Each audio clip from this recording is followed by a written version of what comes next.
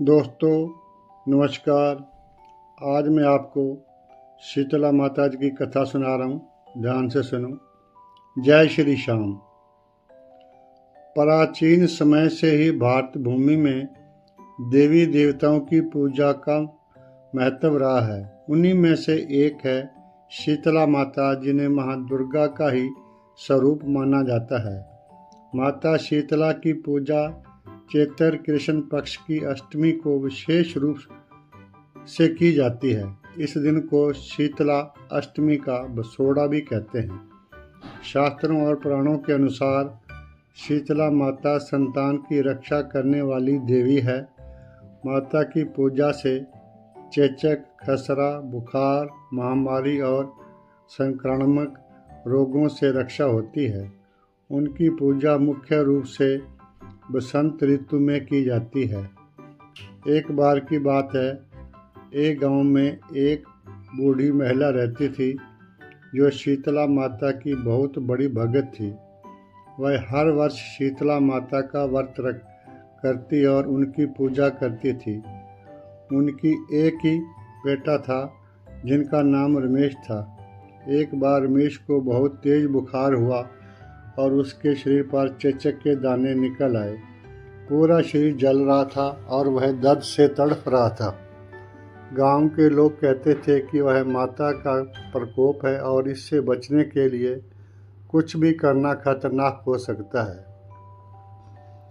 वे रमेश को ठंडा पानी या कोई ठंडी चीज नहीं देते थे, क्योंकि उन्हें डर था कि इससे माता और नाराज हो जाएगी। लेकिन रमेश की माँ को अपने बेटे की पीड़ा देखी नहीं जा रही थी। उसने अपनी भक्ति और मानवता के बीच एक रास्ता निकाला। माँ ने ठंडे पानी से आटा गूंदा, रात भर माता का प्रसाद बनाया और उसे ठंडा होने के लिए रख दिया। सुबह होने पर वह अपने बेटे को प्रसाद खिलाने और ठंडे पानी से स्नान कराने के लिए तैयार हुई। गांव के लोग उन्हें रोकने लगे, यह कहकर कि माता के नियमों के खिलाफ है। लेकिन माँ ने अपनी भक्ति पर भरोसा रखा। उन्होंने सबसे पहले शीतला माता का ध्यान किया और उनसे प्रार्थना की कि वे उनके बेटे को ठीक कर दें। फिर उन्होंने ठंडे पानी से अपने बेटे को स्नान कराया, ठंडा प्रसाद खिलाया। गांव वालों ने सोचा कि अब रमेश का अंत निश्चित है, लेकिन चमत्कार हुआ। रमेश का शरीर ठंडा हो गया और कुछ ही दिनों में वह पूरी तरह से ठीक हो गया। गांव के लोग यह देखकर हैरान रह गए। माँ ने उन्हें समझाया कि शीतला माता को ठंडी चीज़ें बहुत पसंद हैं और उन्हें बासी या ठंडी चीज़ें चढ़ाकर प्रसन्न किया जा सकता है। तभी इसे शीतला माता को ठंडक और शीतला की देवी के रूप में पूजा जाने लगा। उनके भगत जब बासी और ठंडी चीज़ें खाकर और चढ़ाकर उनका व्रत करते हैं ताकि वे लोगों से बचे रहें। शीतला माता की कथा का महत्व यह बताती है कि शीतला माता को प्रसन्न करने के लिए गर्म चीज़ों की बजाय ठंडी चीज़ों का प्रयोग करना चाहिए। यह भी सिखाती है कि सच्ची भक्ति और विश्वास से हर मुश्किल को पार किया जा सकता है। यह कहानी हमें यह दिलाती है कि चेचक और अन्य बीमारियों के दौरान शरीर को ठंडा रखने और उचित देखभाल करने की आवश्यकता होती है, जो उस समय के अंधविश्वास के विपरीत था। एक अन्य कथा के अनुसार एक समय उज्जैन नगरी में एक गुरु जी और उनकी धर्मपत्नी रहा करते थे।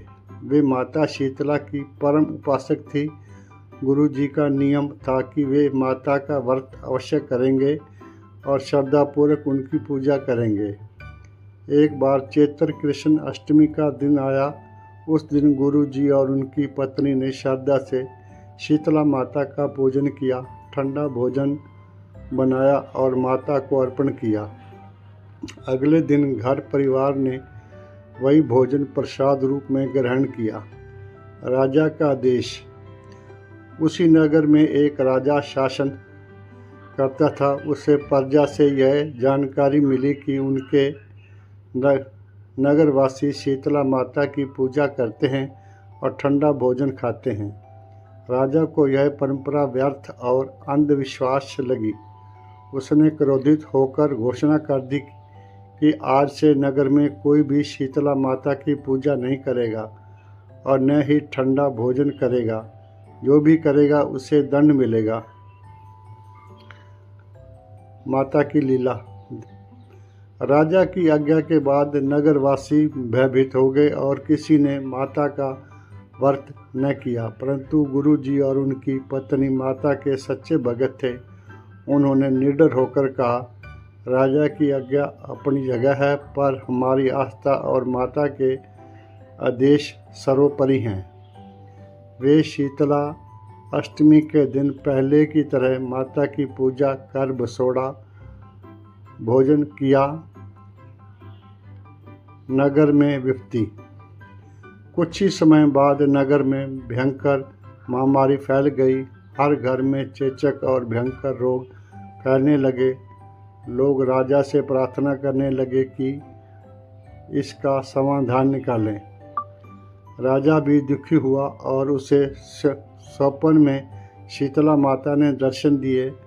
माता ने कहा, हे राजन, तुमने मेरी पूजा का अपमान किया है, इसलिए यह विपत्ति आई है। यदि रोग से मुक्ति चाहते हो तो श्रद्धा से मेरी पूजा करो और प्रजा को भी आदेश दो कि वे व्रत करें और बसोड़ा भोजन ग्रहण करें। प्रायश्चित और कृपा। अगले दिन राजा ने पूरे नगर में डंका बजवा दिया कि अब से सभी लोग माता शीतला का व्रत और पूजा करेंगे। नगरवासियों ने बड़े भाव से माता की आराधना की, ठंडा भोजन बनाकर चढ़ाया और प्रसाद के रूप में ग्रहण किया। माता शीतला प्रसन्न हुई और नगर से सारी महामारी समाप्त हो गई। रोगों से ग्रस्त लोग स्वस्थ हो गए और नगर में पुण्य शांति स्थापित हो गई। शीतला माता का स्वरूप। शास्त्रों में माता शीतला का वर्णन इस प्रकार से मिलता है। माता गधे पर सवार रहती है।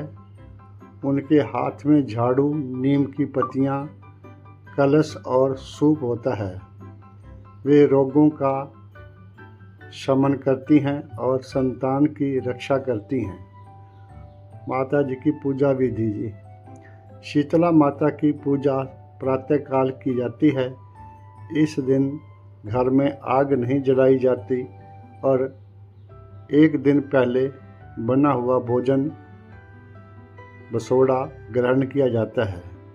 माता को ठंडा भोजन, दही, चूरमा, गुड़, मीठे पकवान आदि अर्पित किए जाते हैं। नीम की पत्तियां और जल से माता का अभिषेक किया जाता है।